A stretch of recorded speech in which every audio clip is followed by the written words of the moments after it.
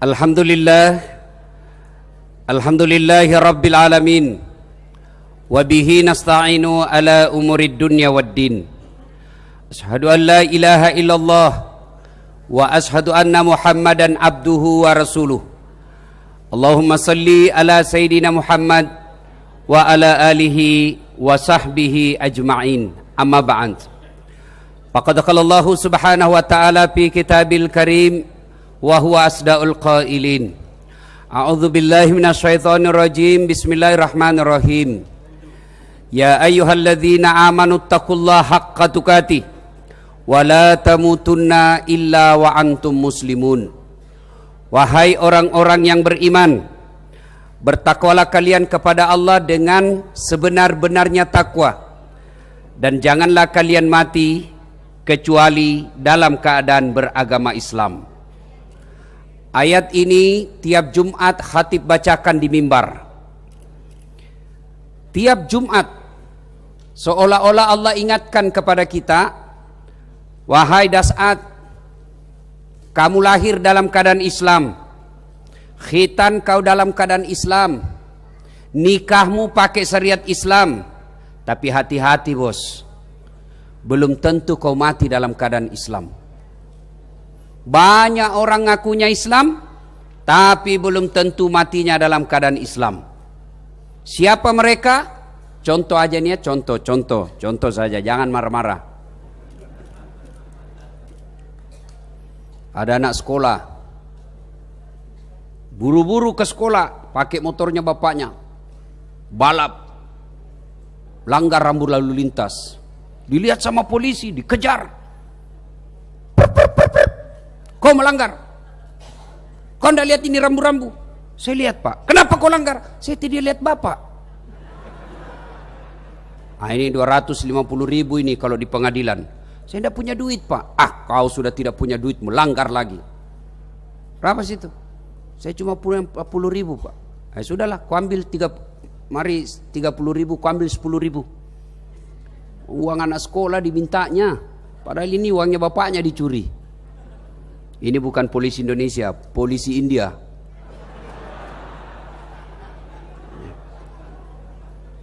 Dapatlah 30.000. Selesai itu dia pergi makan coto Makassar. Dia makan 2.18, 2 mangkok coto, 18 ketupat. Kenapa? Ketupatnya gratis. Di Makassar itu banyak penjual coto, makan coto, ketupat sepuasnya, gratis. Makanlah dia kenyang, kenyang betul dia keluar dari warung coto, disenggol sama geng motor, pok! Mati kafir ini orang. Kenapa? Ada barang sogok dalam perutnya. Nauzubillah min dzalik. Siapa lagi? Contoh aja nih ya, contoh. Jangan marah. Duda. Ada duda di sini? Ada? Dilarang menikah sama anaknya. Janganlah bapak menikah, sudah tua, bikin malu keluarga. Kamu yang malu, orang tuamu kau siksa. Bapak jangan nikah lagi, dilaranglah. Akhirnya bapaknya karena tensinya masih tinggi.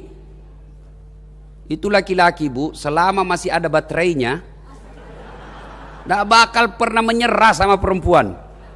Itu sunnatullahnya laki-laki. Maka dia larang bapaknya nikah, tapi bapaknya masih perlu penyaluran. Akhirnya apa? Dia pergi ke tempat prostitusi, makan obat kuat 2 pil. Begitu di atas tempat tidur kena serangan jantung, bah! Mati kafir ini orang pak. Jangan marah ya, contoh aja, contoh. Pedagang bensin botolan. Dia tulislah di situ, dibawa bensin botolan, bensin murni. Padahal dia campur minyak tanah.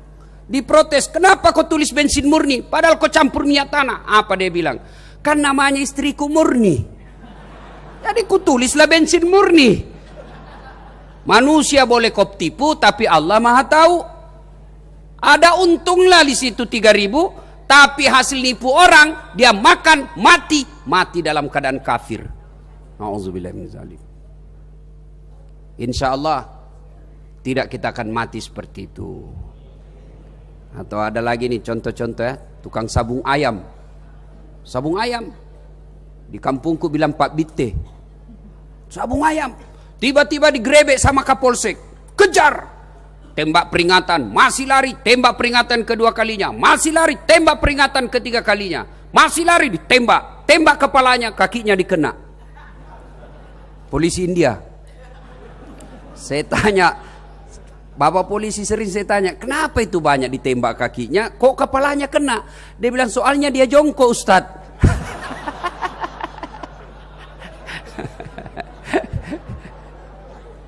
Nah, ibu bapak saudara-saudara sekali, ini ayat selalu Allah ulang-ulang ketika Jumat. Sebab penting kita ngaku Islam, tapi belum tentu kita bisa mati dalam keadaan Islam.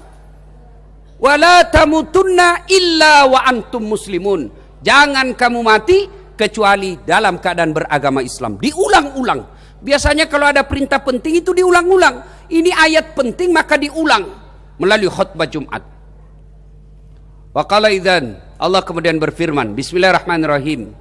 Ya ayyuhalladzina amanu dakhulu fis silmi kaffatan wa la tattabi'u khutuwatis syaitan innahu lakum adu mubin. Wahai orang-orang yang beriman, masuklah engkau ke dalam Islam secara sempurna, Islam secara total, Islam secara benar, bukan Islam pencitraan, bukan Islam karena mau pilpres. Sholat depan kamera.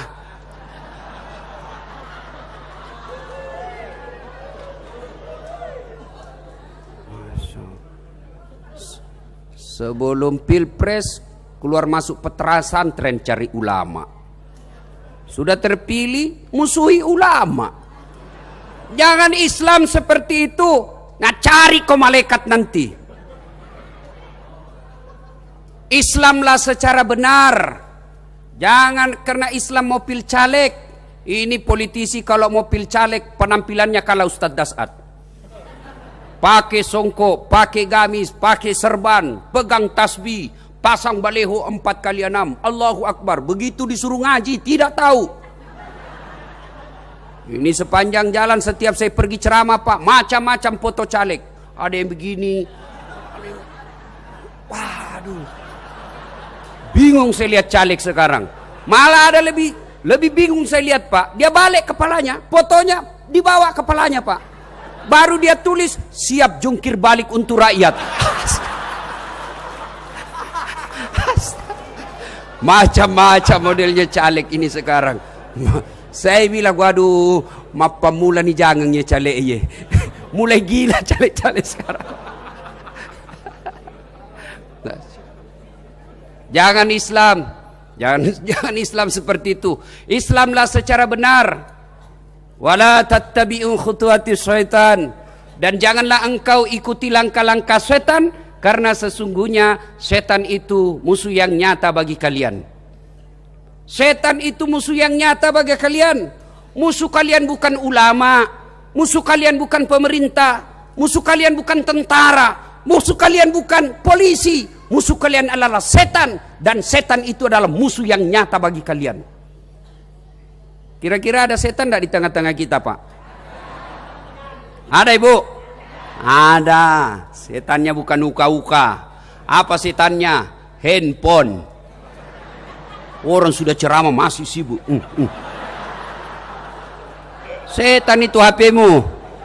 Simpan dulu, simpan dulu.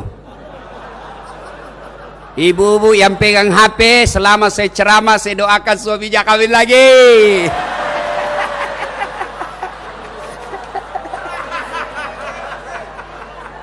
Simpan dulu HP-nya, simpan. Katanya mau dengar ceramah. Simpan dulu ya, simpan dulu. Kita dengar ceramah dulu. Ada lebih parah Ibu. Di Sulawesi saya lagi ceramah, tiba-tiba ada ibu-ibu di depan saya, dia membelakang. Barusannya ada orang saya ceramah di belakangi saya. Ternyata diambil HP-nya, selfie. Lalu ditulisnya lah di Facebooknya, latar belakang Das'ad Latif. Saya pula dijadikan background. Malah lebih parah. Kira-kira ini usianya 55 tahun ini Bu. Selesai selfie langsung dia bilang, Ustadz boleh cium kah? Sama ini. Mau kasih mak jalok mamak nyecek di rumah. Papa cium-cium. Ibu bapak, saudara-saudara sekalian. Wa qala idzan, Allah kemudian berfirman, bismillahirrahmanirrahim. Innallaha wa malaikatahu yusalluna 'alan nabi. Ya ayyuhalladzina amanu sallu 'alaihi wa sallimu taslima. Sesungguhnya Allah dan para malaikatnya bersalawat kepada Rasulullah Muhammad sallallahu alaihi wasallam. Maka wahai orang-orang yang beriman, bersalawatlah kalian kepada Rasulullah dengan sebaik-baik salawat. Suatu ketika Rasulullah duduk bersama malaikat Jibril. Tiba-tiba kelihatan malaikat sibuk mencatat sesuatu yang jari-jari tangannya 1 juta. Masya Allah, 1 juta jari-jarinya sibuk mencatat. Nabi bertanya, Jibril, siapa itu? Jibril menjawab, itulah malaikat yang Allah tugaskan mencatat air hujan yang jatuh ketika hujan. Tetes-tetesnya semua dia catat. Lalu Nabi bertanya kepada malaikat yang 1 juta jari-jarinya ini, wahai malaikat, apa kau mampu mencatat seluruh air yang jatuh ketika hujan? Iya. Aku catat yang ada di laut, aku catat yang jatuh di daratan, aku catat yang jatuh di pegunungan, semua aku catat. Kira-kira ada enggak manusia yang bisa catat itu air hujan ketika jatuh? Enggak. Kenapa? Terlalu banyak, bos. Ternyata ada malaikat yang mampu mencatatnya. Lalu malaikat ini berkata, ya Muhammad, ada satu yang aku tidak mampu mencatatnya. Apa itu? Pahala umatmu yang bersalawat kepadamu. Masya Allah. Jadi Bapak Ibu, kalau tidak bisa memperbanyak amal dengan sedekah, tidak bisa memperbanyak amal dengan puasa Senin Kamis, tidak bisa memperbanyak amal dengan tadarus, perbanyaklah amal dengan bersalawat kepada Rasulullah Muhammad sallallahu alaihi wasallam. Salatullah salamullah ala toha salatullah salamullah ala yasin habibillah. Coba kita tes ya, mana lebih kencang suara ibu-ibu dengan bapak-bapak. Ibu-ibu dulu ya. Ya, salat ala rasul salatullah ala yasin habibillah. Nah, sekarang bapak-bapak lagi. Ayo, ibu-ibu diam ya. Ya, sholat.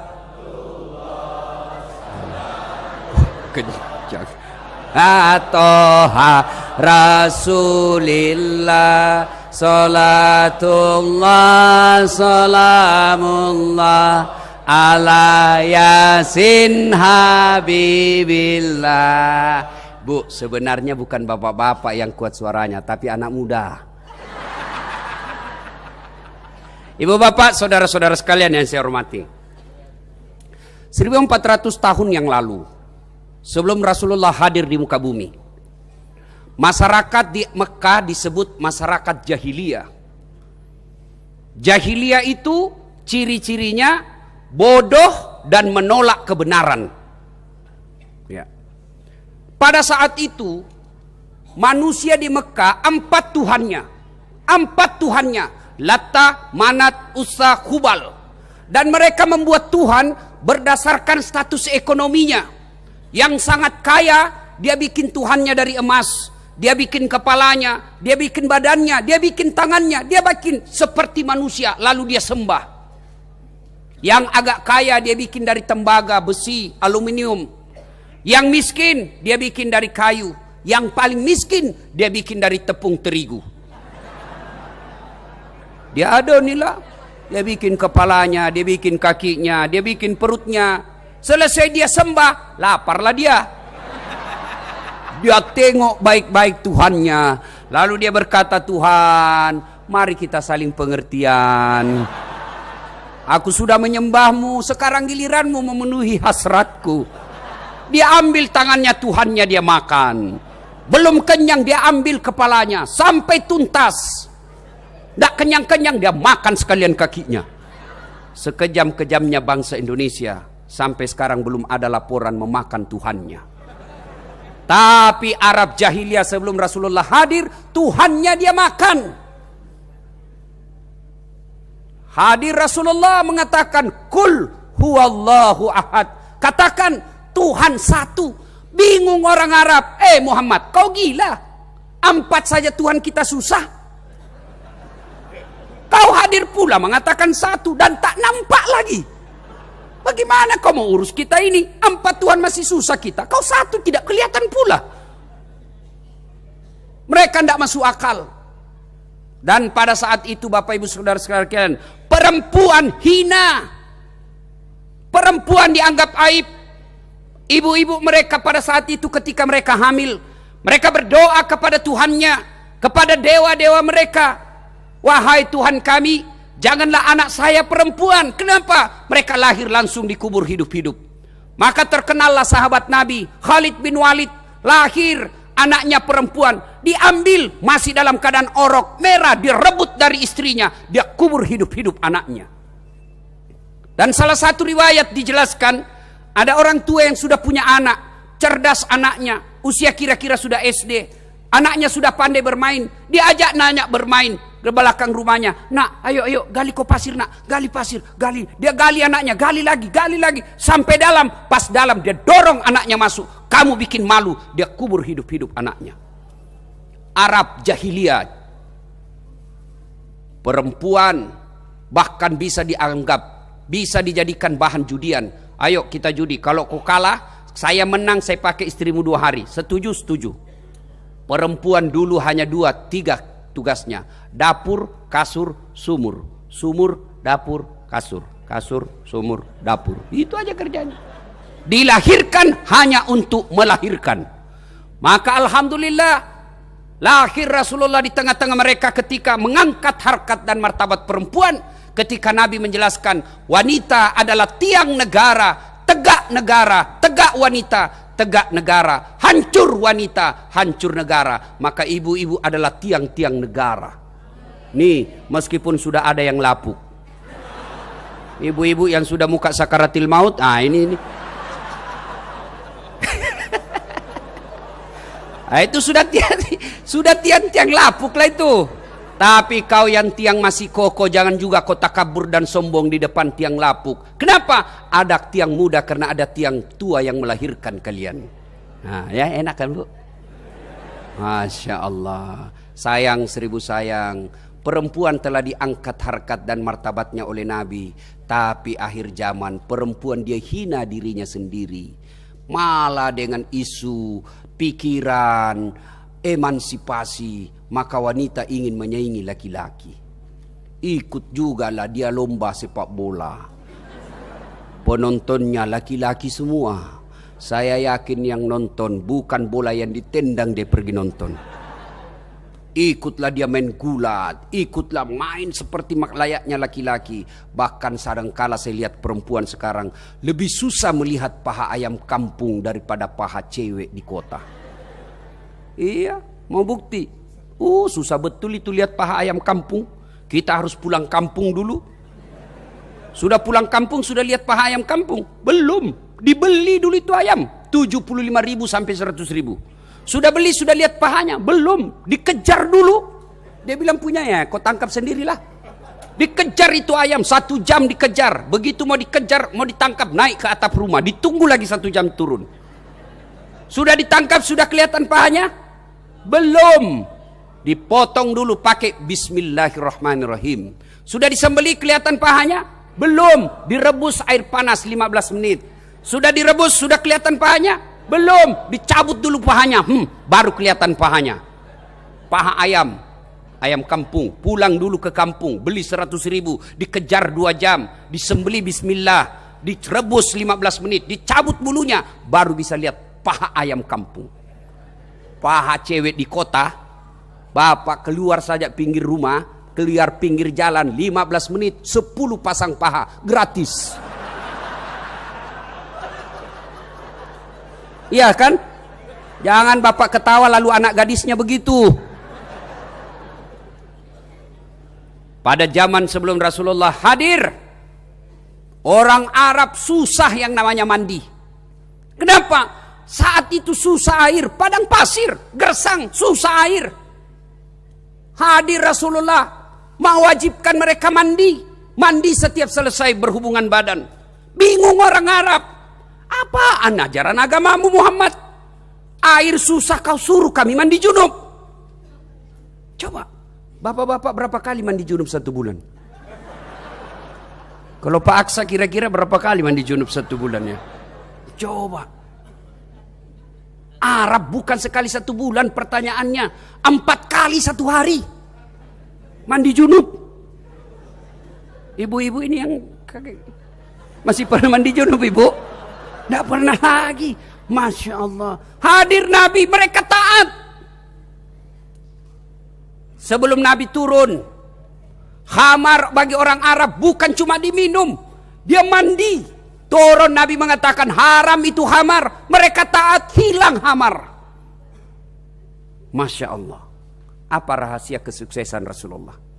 Ini yang perlu kita kaji. Oleh-oleh tahun baru. Apa rahasia kesuksesan Rasul? Yang tadinya diremehkan, yang tadinya tidak direken, yang tadinya dihina, yang tadinya dimaki, berhasil menguasai dunia. Tidak punya medsos, tidak pernah kenal internet, tidak pernah menggunakan laptop, tapi followernya sekarang ini sudah hampir setengah penduduk dunia. Masya Allah. Apa rahasianya? Mari kita lihat. Pertama, Rasulullah dalam hidup beliau, pola tingkah laku beliau, sikap beliau dalam menghadapi masalah dan persoalan, sabar. Saya bilang sama mama saya, tidak ada sudah kala itu pakai sabar. Ada masalah, tidak ada kala itu ilmu tentang sabar. Suami rewel, sabar. Istri rewel, sabar. Gaji tidak memenuhi standar hidup, sabar. Tidak ada sudah kala itu ilmu sabar dalam hidup. Coba mau lihat sabarnya Rasulullah. Beliau suatu ketika ke masjid. Tiba-tiba dari atas ketinggian ada Yahudi, minoritas. Dia ludahi Nabi. Kena kepalanya Nabi. Apa Nabi marah? Tidak. Nabi tersenyum dan berkata, cool man. Jangan lagi cari di buku itu cool man, tidak ada itu. Nabi kata, salah tempat ludahmu bos, kepalaku dikena. Tapi tidak apa-apa, tidak usah cemas. Lewat lagi besok Nabi, diludahi lagi. Nabi tetap senyum, tidak apa-apa. Enjoy. Hari ketiga diludahi lagi. Don't worry, be happy. Masya Allah. 3 kali berturut-turut. Hari keempat, Nabi lewat lagi di tempat biasa. Nabi berkata, mana langgananku ini? Biasanya ada di sini ludahi saya. Oh, Nabi selesai sholat tanya, tahu si fulan? Ya Rasul. Oh, dia lagi sakit ya Rasul. Nabi pulang ke rumah, ngambil roti kurma, sampai ke rumahnya itu orang. Siapa? Muhammad. Muhammad siapa? Langganan ente. Mati sudah saya ini. Nabi masuk, lalu berkata apa Nabi? Begini, saya tadi lewat di tempat biasa, rindu juga saya sama ludahmu. Oh, ternyata sampean sakit tuh. Ini ada saya bawa kurma roti, saya doakan mudah-mudahan cepat sembuh. Masya Allah, bisa kira-kira ibu begitu. Jangan kena kepala, di depan belum kena kita, hampir kena kaki, marah sudah kita. Luar biasa. Rasulullah Sallallahu Alaihi Wasallam di Madinah ada tunanetra, minoritas. Apa kerjaannya? Teriak-teriak. Apa teriaknya? Muhammad Al-Kazzab, Muhammad tukang bohong, Muhammad tukang sihir. Jangan percaya, jangan dengar. Dia sihir kau kalau kau dengar. Tiap hari dia begitu. Tunanetra, minoritas, Yahudi, dan teriak-teriak. Muhammad pembohong, Muhammad pembohong, tukang sihir, jangan dekati dia. Tiap hari dia begitu. Setelah Rasulullah wafat, datanglah Abu Bakar ke rumah anaknya yang tak lain adalah istri Nabi juga.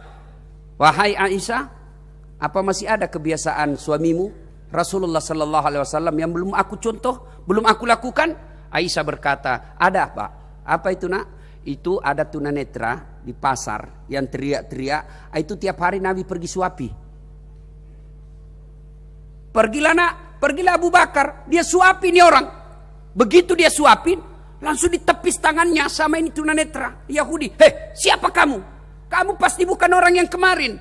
Yang kemarin menyuapi saya lembut caranya. Dia pisahkan mana yang kasar, mana yang lembut. Kok kamu kasar betul? Siapa kamu? Bukan kamu yang selama ini suapi saya. Abu Bakar menetes air matanya lalu berkata, ya memang bukan. Saya sahabatnya yang selama ini suapi kamu. Lalu siapa yang suapi saya selama ini? Dialah Muhammad yang selalu engkau teriaki, pembohong, pembohong, tukang tipu. Masya Allah. Coba kalau ibu, saya suap. Dasar pembohong langsung, itu lembutnya. Coba. Itulah Rasulullah. Sabar. Masya Allah. Nabi dihina di Mekah. Nabi dimaki di Mekah. Rumah beliau dikasih kotoran onta. Rumah beliau dipasang perangkap di depannya. Dan siapa yang lakukan? Bukan orang lain. Siapa? Pamannya Abu Lahab. Lalu Nabi coba-coba datang ke Taif. Dengan harapan mudah-mudahan orang Taif simpati kepada Nabi. Tapi apa yang beliau dapat? Di Taif beliau dilempari. Dan siapa yang lempari beliau? Bukan orang tua. Siapa yang lempari? Anak-anak. Coba bayangkan. Kalau orang tua yang lempari kita, Pak, masih punya harga diri. Kenapa? Ya namanya kita seusia. Masih bisa berkelahi sama. Tapi ini anak-anak. Di kampung saya bilang kacuping. Kecil-kecil kan. Tersinggung kita. Hilang kita punya harga diri. Dilempari Nabi. Keluar kau penipu. Datang malaikat Jibril. Itu kalau Rasulullah ada yang ganggu. Langsung muncul Jibril. Seperti yang iklim. Wani piro. Kira-kira seperti itulah. Aku kabulkan 3 permohonanmu.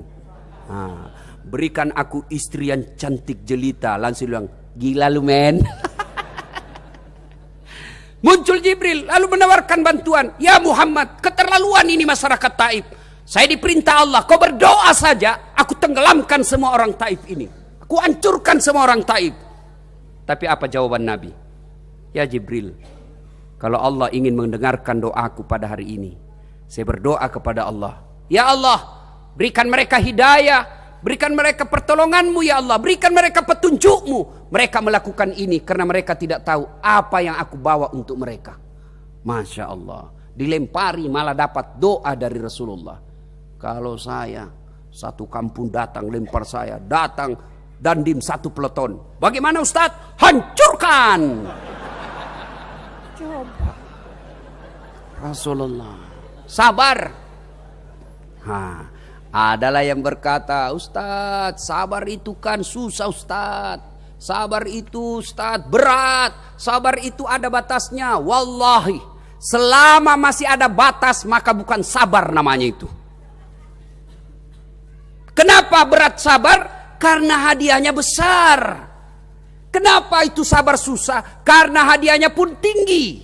Apa hadiah sabar? Innallaha ma'as sabirin. Allah bersama dengan orang-orang yang sabar. Allah bersama kalian. Yang bersama saja Dasat Latif sudah senang. Janganlah sama Dasat Latif. Sama Ustadz Abdul Somad. Oh susahnya ketemu. Sama Ustadz langsung selfie. Masya Allah. Saya saja pernah dapat ucapan hari raya dari Pak Yusuf Kalla. Istana Wakil Presiden Republik Indonesia dengan ini mengucapkan selamat Hari Raya Idul Fitri. Mohon maaf lahir dan batin. Taqabbalallahu minna wa minkum. Mohon maaf lahir dan batin. Tertanda Wakil Presiden Republik Indonesia Muhammad Yusuf Kalla. Itu kartu lebaran saya simpan sampai sekarang. Saya waktu pertama dapat saya pulang bawa di kampungku. Hehehe, sepupumu. Saya kasih lihat itu kartu lebaran. Hehehe, nih kartu lebaran Yusuf Kalla, sepupumu. Coba, kita sudah bangga. Ini Allah bersama kalian mereka yang sabar. Makanya Allah kasih hadiah besar. Sebab apa? Allah tahu sabar itu berat. Maka Allah kasih pun hadiah. Kalian bersama dengan aku. Nah, ibu-ibu, 2019 banyak masalah. Sabar. Ya. Ustadz, suami saya selingkuh. Sabar. Ayo. Ustadz, suami saya kawan lagi. Sabar. Mau apa? Sabar. Belajar dari Ayub alaihissalam. Hancur niaganya, hancur bisnisnya. Datang iblis menggoda. Ayub, tidak usah lagi kau sembah Tuhanmu. Ada apa itu kau sembah Tuhanmu? Dihancurkan segala niagamu. Apa kata Ayub alaihissalam? Alhamdulillah, saya sempat kaya. Banyak orang tidak pernah kaya meninggal. Tenang perasaan. Hancur lagi. Datang lagi. Habis anak-anaknya Ayub. Meninggal anaknya. Datang lagi iblis. Ngapain kau sembah Tuhanmu? Hartamu sudah habis. Anakmu lagi diambil. Itu apa kau sembah Tuhanmu? Apa kata Ayub alaihissalam? Alhamdulillah, sempat saya punya anak. Berapa banyak orang menikah tidak punya anak? Sampai meninggal tidak punya anak. Oh, langsung mahasiswaku dengar dia bilang, iya Ustaz, saya juga sudah hampir 24 umurku tidak punya anak. Karena tidak ada istrimu, Sota. Bagaimana kau mau punya anak kalau tidak ada istrimu? Tapi ada lebih hebat sekarang, Pak. Tidak ada suaminya, ada anaknya. Lebih hancur kau beleng-beleng. Tidak ada suaminya, ada anaknya, beleng-beleng. Masya Allah. Tidak cukup sampai di situ. Sakit Ayub alaihissalam. Datang lagi. Iblis, sudah hancur niagamu. Habis anakmu. Sekarang kau sakit pula. Apa kata Ayub alaihissalam? Alhamdulillah, saya sempat sehat. Berapa banyak orang sejak lahir sampai sekarang masih sakit-sakit. Saya sempat menikmati sehat. Baru 16 tahun saya sakit. 81 tahun saya sehat. Masa saya mengeluh kepada Allah? 16 tahun. Kita baru 2 hari influenza. Bengek. Tuhan, kok saya bengek? Kenapa bukan yang tukang judi? Sabar. Ilmu menghadapi segala sesuatu. Sabar. Ibu dapat suami rewel, sabar. Bapak dapat istri rewel, sabar. Ini rahasia Pak, jangan sampaikan di luar ya, tidak datang Pak. Rumus menghadapi perempuan cerewet, sabar. Kalau istri ngomel, ngamuk-ngamuk, tidak usah diajak ngomong, diam saja Pak. Kalau istri ngaram, marah, diam. Karena biarpun dijelaskan tidak masuk di akal mereka. Apalagi kalau dia sudah bilang pokoknya, sudah tidak usah banyak ngomong itu. Perempuan kadangkala sudah dijelaskan nomor 1, muncul pertanyaan 2. Dijelaskan yang 2, muncul yang 3. Lebih diam, kalau perlu makan obat tidur, selesai.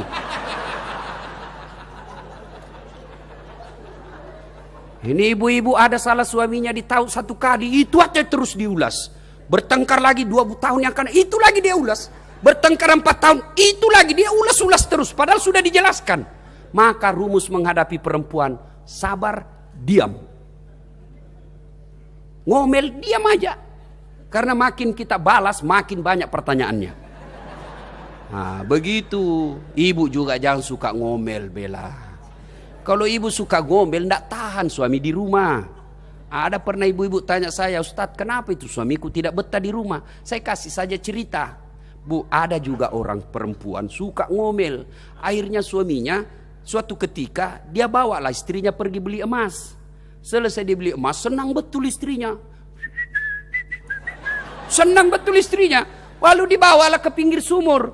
Lalu di tepi sumur dia bilang suaminya, dek, coba kau lihat itu sumur, masih ada air enggak? Begitu dia didorong suaminya masuk.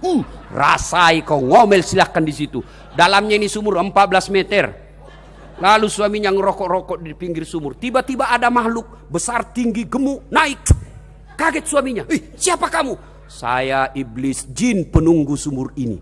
Saya sudah 400 tahun dalam sumur ini. Ada perempuan ngomel terus di dalam.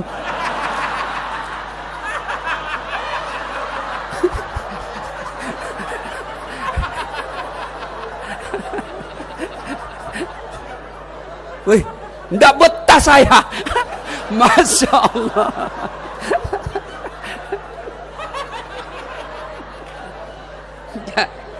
Jadi Bu, sudah paham Ibu? Paham? Paham kenapa suami tidak betah di rumah?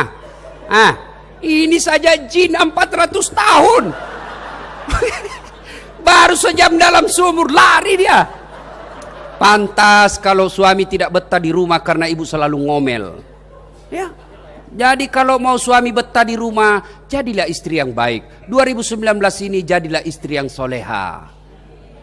Pulang suaminya, sambutlah suami dengan senyuman.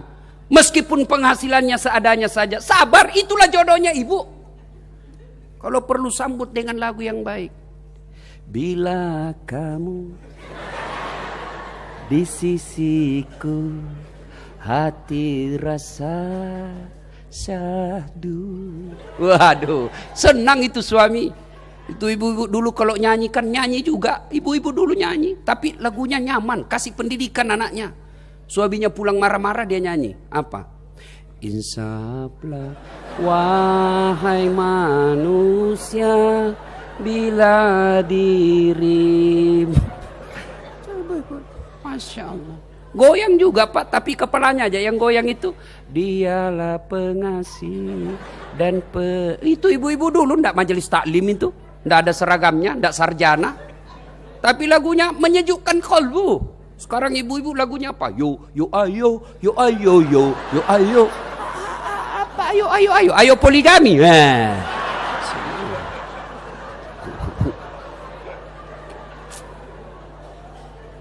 Sabar. Kedua, ilmu apa Ibu? Ilmu pertama 2019 menghadapi kegalauan hidup, sabar. Yang kedua, Rasulullah itu sangat arif dan bijaksana. Datanglah seorang wanita. Ya Rasulullah, rajam saya.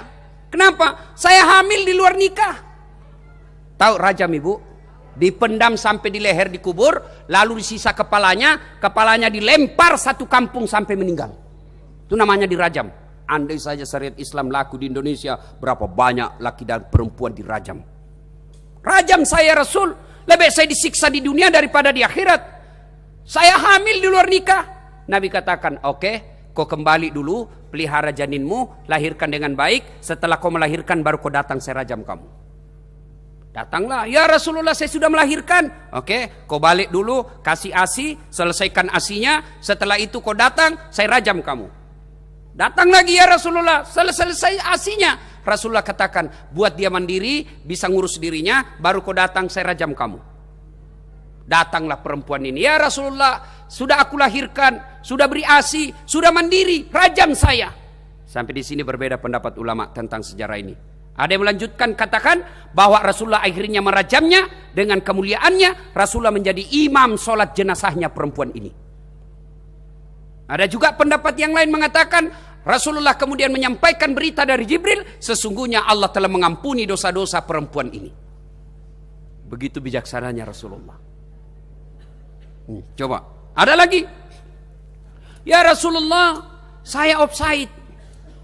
Kenapa bisa? Pelanggaran ya Rasul. Kenapa? Saya berhubungan suami istri siang-siang di bulan Ramadan ya Rasul. Wah, kata Nabi, malupu dosamu. Besar kau punya pelanggaran. Kau harus bayar puasa kafarat. Apa itu? Kau harus bayar denda 60 hari berturut-turut. Berapa ya Rasul? 60 hari. Apa enggak salah ya Rasul? 1 bulan aja saya kecolongan. Rasulullah kalau begitu, kata Rasulullah, ya sudahlah. Kau beri makan 60 fakir miskin di kampungmu. Ya Rasulullah, saya orang miskin. Nabi kalau kita, kau sudah miskin, melanggar lagi.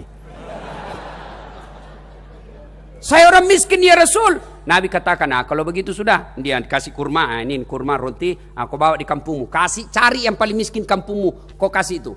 Lalu dia berkata, ya Rasulullah, saya lah yang paling miskin. Nakal juga ini. Apa Nabi marah? Tidak, Nabi justru mengatakan, oke, kalau begitu silahkan kau nikmati itu. Masya Allah, begitu bijaksananya Rasulullah. Coba, ada lagi. Suatu ketika heboh Mekah. Kenapa heboh Mekah? Masya Allah, ya Rasulullah ada aliran sesat. Maksudmu apa? Ya Rasulullah aliran sesat. Kenapa? Ada orang tawaf cuma mengucapkan, Ya Rahim, Ya Rahim, Ya Rahim, Ya Rahim. Wih, Nabi, iya, Nabi penasaran, keluar, lihat, benar Bu, ada orang tawaf cuma baca, Ya Rahim, Ya Rahim, Ya Rahim, Ya Rahim. Nabi ikut di belakangnya, terbawa arus, akhirnya apa? Nabi ikut juga, Ya Rahim, Ya Rahim. Masya Allah. Mendengar ini, yang lagi tawaf, marah. Kalau bahasa di kampung saya, patwa-twain kurang ajar. Marah kan diikuti-ikuti, ngenyek kamu ya. Balik ini, dia banting Nabi, banting. Kamu kurang ajar. Kenapa? Saya lapor kau sama nabiku. Nabi sadar. aliran sesat benar. Siapa nabimu? Nabiku Muhammad. Muhammad siapa? Muhammad bin Abdullah. Muncul Jibril. Cuk. Bukan diganggu, langsung muncul lagi Jibril. Muhammad, ada apa ini? Saya hancurkan ya. Tidak, diceritalah. Lalu Nabi Jibril berkata, ya sudah kau sampaikan aja bahwa kaulah Muhammad. Disampaikanlah, sayalah Muhammad bin Abdullah. Oh, dipeluk sambil menangis. Maafkan saya Rasul, maafkan saya orang bodoh. Sayalah yang paling pintar di kampung saya. Ternyata dialah yang paling pintar di kampungnya. Modal ya Rahim, ya Rahim. Mau makan ya Rahim, mau tidur ya Rahim. Apa Nabi marah? Tidak. Nabi justru menyatakan, saya nabimu dan saya memaafkanmu. Lalu anak yang membantunya berkata, ya Muhammad, aku cinta kepadamu, aku sayang kepadamu. Apa kira-kira saya bisa masuk surga bersamamu? Nabi lalu menjelaskannya, saya akan mengajakmu masuk surga karena engkau cinta kepada aku. Masya Allah. Coba, itu bijaksananya Rasulullah. Maka saya heran kalau ada penceramah Pak, kerjaannya memponis saja sesama muslim. Baru belajar Islam 4 bulan. Itu pun melalui YouTube. Baru 2 bulan habis kuotanya. Waduh. Semua salah, semua haram. Kafir. Rasulullah berdakwah, Masya Allah, mengislamkan orang-orang kafir. Rasulullah berdakwah mengislamkan orang-orang kafir. Aneh sekarang, banyak orang berdakwah mengkafirkan orang Islam. Hanya berbeda pendapat, kafir, bid'ah, masuk neraka. Memperingati malam tahun baru. Kok berani-beraninya? Kalau pertanyaan saya, kok berani-beraninya kok larang orang zikir dan tausiah? Ayo kalau dibalik pertanyaannya. Yang terbaik adalah, yuk tidak mau maulid, ya sudah, enggak usah. Jangan mengkafirkan kami yang maulid. Sakitnya tuh di sini.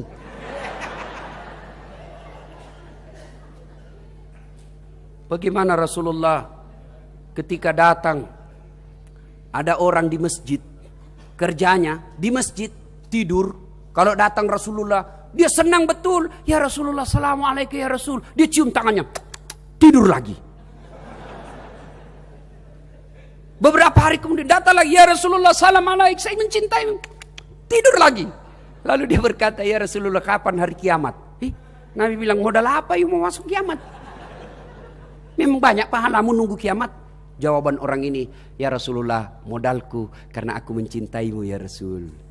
Kalau aku cinta kepadamu ya Rasul, apakah engkau mengajakku masuk surga? Lalu Nabi berkata, iya, aku akan mengajakmu masuk surga. Abu Bakar dengar, lalu berkata, ini orang modal cium-cium tangan. Cinta sama Rasul. Apalagi saya, aku berikan anakku untuk dinikahi. Hartaku bantu perjuangan Rasul. Lalu Abu Bakar bertanya, ya Rasulullah, engkau akan mengajakku juga masuk surga?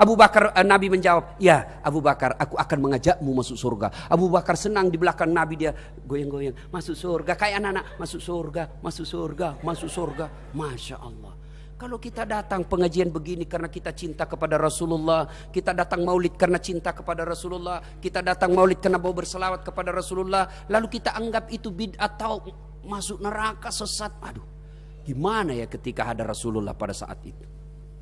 Nah, arif dan bijaksana. Yang ketiga, karena waktu yang sangat terbatas, rahasia kesuksesan Rasulullah didukung rumah tangga yang harmonis. Apa rumah tangga yang harmonis? Gedung? Oh, belum tentu. Apa rumah tangga yang harmonis? Depositonya banyak, perhiasannya berlian intan, pejabat tinggi? Belum tentu.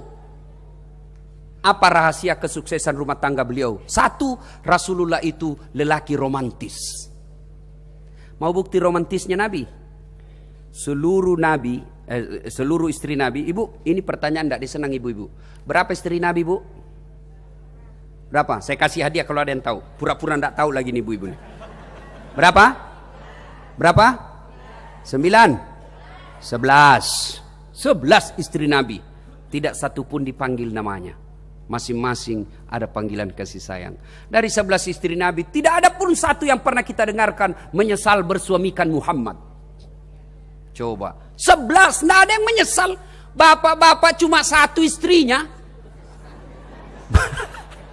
Menderita lahir batin, Pak. Masya Allah. Rasulullah istri beliau Aisyah beliau panggil ya Humairah, yang kemerah-merahan pipinya. Karena memang Siti Aisyah merah delima pipinya. Pulang besok mulai awal tahun Pak, panggil istri dengan panggilan kasih sayang. Kalau istri kita mancung hidungnya ya panggillah, wahai istriku yang termancung hidungnya di lorong 3. Tingkat lorong, justru giginya yang mancung Ustaz. Janganlah, cari yang bagus. Jangan mentang-mentang istrinya hitam. Oh bolong, Blacky.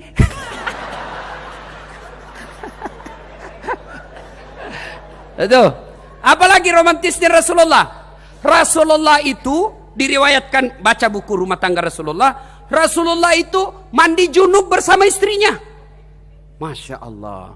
Ini bapak-bapak pernah enggak mandi junub sama istri? Oh, saya dulu waktu pengantin baru, ibu mandi junub sama istri saya. Buka keteknya sayang, kanan kiri lagi. Masya Allah. Waktu pengantin baru. Sekarang sudah ada anaknya mau mandi jahir. Geli. Pak Rasulullah, apalagi romantisnya Rasulullah. Kalau minum ibu, minum, dia berinya istrinya. Misal istri minum sini. Lalu Rasulullah begitu romantisnya, dia minum bekas bibirnya istrinya. Dia minum, contoh ya begini. Minum lagi. Masya Allah. Bapak pernah enggak cari begitu? Cari bekas bibirnya istri. Paling kalau diminum istri lalu diminum bibirnya. Busuk betul gigimu.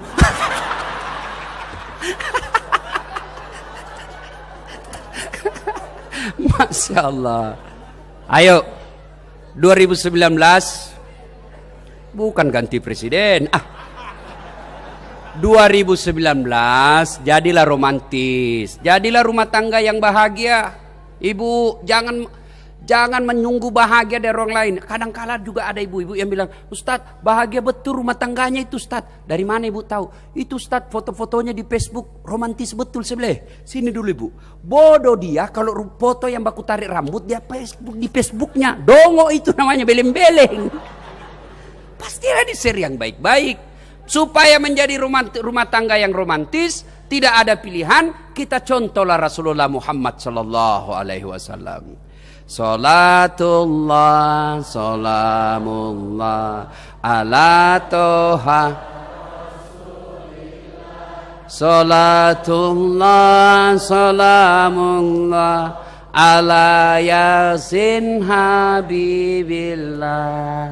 3. Yang keempat, percayalah tidak ada manusia yang tidak ada masalah dalam hidupnya.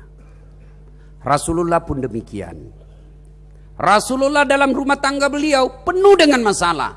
Kadang-kadang tidak makan, kadang-kadang lagi dihina, dimaki, hidupnya penuh dengan peperangan. Istri beliau pernah dicoba dengan ujian fitnah, dituduh selingkuh. Penuh dengan masalah hidup Rasulullah. Nah, rahasia kesuksesan beliau menghadapi masalah, ketika beliau ada masalah, datang mengadu kepada Allah dalam sholat. Berarti ibu bapak, 2019 ini bapak punya masalah, perbaiki sholat. Rasa-rasanya tidak mungkin Allah sengsarakan hidup bagi mereka yang pelihara sholatnya dengan baik. Ustadz, kenapa saya ini tidak pernah berhenti masalah? Saya Gojek, curi lagi motor saya. Saya Grab, hilang lagi mobil saya.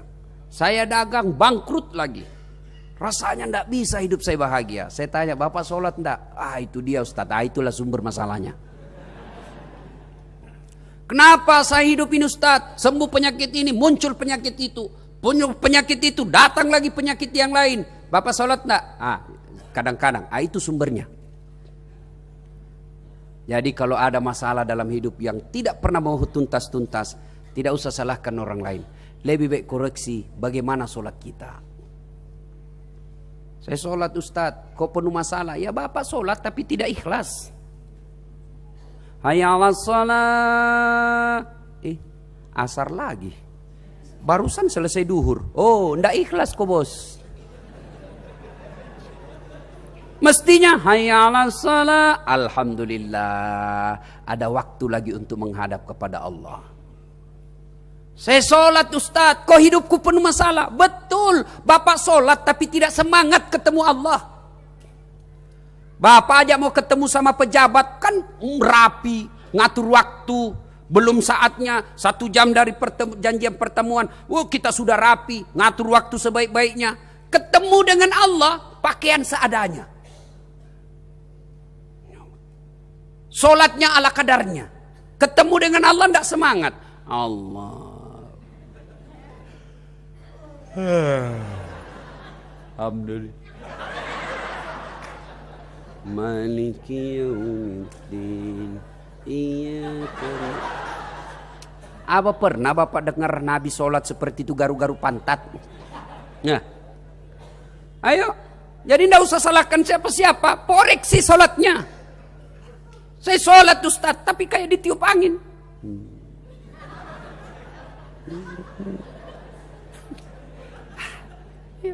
Saya sholat Ustaz, iya kok sholat tapi kok cari duit. Allahu Akbar. Tadi duit 100.000, beli pulsa 50.000. Allahu Akbar, ruku di mana saya simpannya? Sami Allahu liman hamidah. Dia periksa sambil periksa kantongnya itu. Siapa yang ngajar sholat? Wajar 20 tahun kita sholat kok tidak bisa mencegah kita dari perbuatan keji dan mungkar. Padahal Allah sudah jelaskan, inna sholata tanha anil fahsya'i wal munkar. Kau sholat dengan baik mencegah kalian dari perbuatan keji dan mungkar. Kita sholat tapi kita maksiat. Kita sholat tapi kita tukang bohong. Maka wajar. Maka periksa sholatnya. Saya sholat Ustaz, kok tidak bisa baik masuk hidup saya Ustaz? Berarti sholat Bapak belum seperti apa yang Rasulullah lakukan dan apa yang Allah mau. Ayo koreksi 2019 ini, perbaiki sholat. Bapak Ibu, anak-anaknya mau hebat, tidak usah kursus bahasa Inggris. Oh, ini kita kan sekarang anak supaya hebat, kursus bahasa Inggris, kursus bahasa Belanda, kursus bahasa Jerman, aritmatika. Sudahlah, Bapak mati tidak dibutuhkan itu sertifikat. Emangnya kalau mati Ibu doanya anaknya pakai bahasa Inggris? Oh my God, please help him, my mother. Enggaklah. Tapi gimana anak yang hebat? Pelihara sholatnya. Dia Rasulullah mengajarkan 7 tahun ajar anakmu sholat. 10 tahun masih tidak mau, pukul. Pukul kata Nabi. 3 tahun jaraknya untuk mendidik. 7 ajari sholat. 10 masih tidak mau, pukul. 3 tahun waktunya untuk mendidik anak kita sholat. Tapi kita kan tidak. Bangun anak-anak kita pagi. Bangun.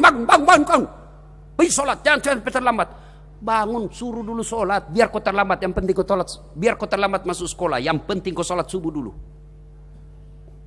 Alhamdulillah, Bapak yang bisa hadirkan anaknya di malam ini. Bersyukur Bapak.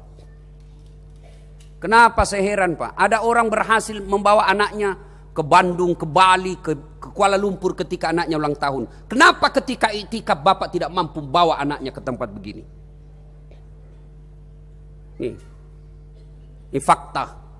Ada anak-anak 15 tahun curhat sama saya. Itulah saya senang bagi-bagi, saya punya medsos Pak. Curhat mereka. Ustaz, kelas 3 SMP. Itu maknanya 15 tahun. Ustaz, hamil pacar saya. Wih, kaget. 15 tahun sudah hamilin cewek. Saya tanya, kenapa bisa? Cerita-cerita. Lalu saya tanya, sudah berapa perempuan kau kasih begitu? Sudah 5 Ustaz, baru ini hamil. Astagfirullah. Saya tanya, bagaimana ceritanya? Tidak mungkin kau bisa masuk hotel, kelihatan mukamu masih kecil begitu. Saya tidak di hotel Ustaz. Di mana? Di rumahnya itu perempuan. Wih, mana orang tuanya? Saya tahu jam berapa orang tuanya tidak ada di rumah. Hati-hati Bu.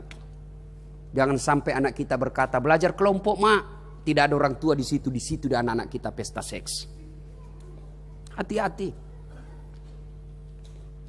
15 tahun. Lebih parah lagi, pernah satu ketika saya pergi ceramah di suatu kota. Hotel saya ketuk, tiba-tiba anak 21 tahun. Assalamualaikum, waalaikumsalam. Saya buka, siapa? Ustaz, boleh cerita-cerita? Boleh dek, kita cerita di lobi. Ceritalah. Ustaz, saya ini baru-baru pukul bapak saya. Kenapa kau pukul bapakmu? Besar dosamu itu. Bapak saya pemabuk Ustaz, tukang judi. Dia pukul mama saya tadi. Jadi saya pukullah juga. Dalam hati saya ada juga benarnya sedikit ini.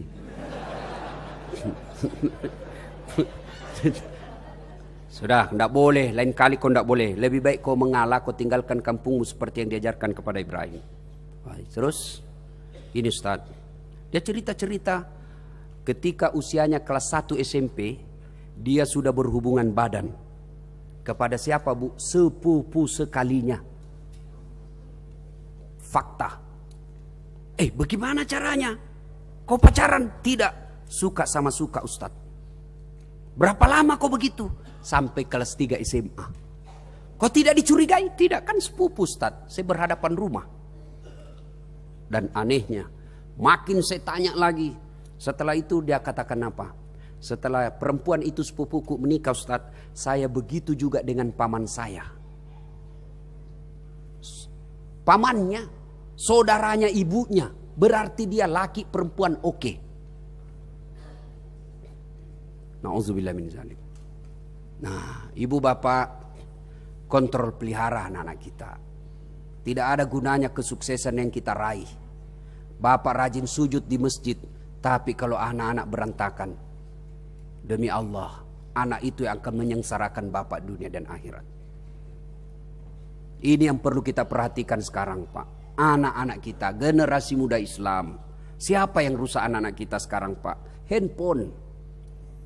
Ibu-ibu sekarang senang kalau anaknya dikasih handphone. Kenapa? Karena anaknya dikasih handphone, tenang dia. Tenang dia kalau sudah pegang handphone.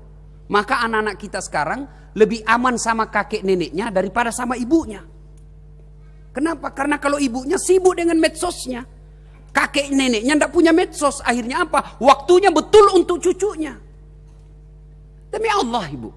Ibu meninggal kalau anaknya berantakan. Itu yang akan menyeret ibu masuk neraka. Apain kita rajin itikaf kalau anak kita keliaran di jalan? Pangkat tinggi, kekayaan banyak, harta jabatan melimpah. Tapi anak kita gadis, jam 3 dini hari lompat pagar. Gimana gambaran kita di akhirat kelak? Ibu mau tahu bagaimana nasibnya di akhirat kelak? Dikubur, lihat itu anak-anak kita sekarang. Kalau subuh hari, pukul 4:30 pagi, bunyi gerendel pintu. Siapa yang keluar? Ternyata anak kita datang ke masjid sholat subuh. Alhamdulillah, meskipun bapak ngontrak-ngontrak, tenang anak yang angkat derajat bapak. Anak pergi main futsal, begitu 5:30 sudah pada mandi. Kemana? Mau nunggu salat berjamaah di masjid maghrib. Masya Allah, bapak sudah kaya itu. Meskipun anaknya cuma tukang tambal ban. Biar mobilnya mewah, anaknya pakai kawat gigi, matanya dia pakai mata palsu yang biru-biru dan sebagainya. Tapi tidak tahu sopan santun kepada orang tuanya, tidak tahu sholat. Itu yang disebut kesuksesan hayali. Na'udzubillah min zalik. Bapak ibu saudara-saudara sekalian, karena waktu yang sangat terbatas, inilah saja tausiah kita pada taklim kita kali ini. Kita ringkuskan, kita resume kembali. 2019 ini tingkatkan kesabaran kita. Bijaksanalah dalam menjalani kehidupan. Bina dan tuntut bina keluarga kita menjadi keluarga yang baik, diridai oleh Allah. Dan begitu ada masalah, menghadaplah kepada Allah dalam solat. Dan jangan lupa yang kelima, bimbing dan tuntun, pelihara anak-anak kita. Mudah-mudahan anak-anak kita ini yang bisa menyelamatkan kita dunia sampai akhirat. Demikian, mudah-mudahan ada manfaat. Kalau masih mau dengar ceramahnya Ustadz Das'ad, gampang. Gimana caranya Ustadz? Tulis nama saya Das'ad Latif. Buka dulu aplikasi YouTube. Aplikasi, tulis nama saya Das'ad Latif. Keluar dari itu ratusan ceramah saya, baik yang di luar negeri maupun dalam negeri. Nah, sudah itu kasih komen mantap Ustadz. Nah, kasih begini ya, gini, jangan begini. Kalau kau kasih begini dicari kau malaikat maut. Kenapa dakwah kau kasih begini? Kalau nyanyi dandut boleh lah, tapi kalau dakwah kau tidak senang ya sudah, ndak usah kasih gini, ndak usah juga, begini saja. Ndak usah kasih gini, ndak usah juga kasih gini. Ya, itu yang 1 jam, nggak panjang, habis kuota. Anak milenial ndak senang dia. Kalau panjang dia skip ceramah kita Pak. Ada ceramah saya namanya Cersi. ceramah singkat 1 menit. Gimana caranya Ustadz? Follow saya di Instagram. Das@latif 1212. Saya ulang, Das@latif 1212. 1 menit.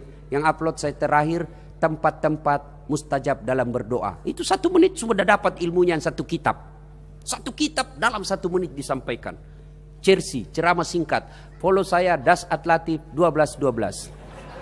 Sudah ku tag Ustadz, sudah ku follow, kok tidak mau terputar? Berarti tidak ada kuotamu, bos. Demikian, mudah-mudahan ada manfaat. Lebih dan kurangnya mohon dimaafkan. Nun wal kalami masturun billahi fi sabilil haq. Assalamualaikum warahmatullahi wabarakatuh.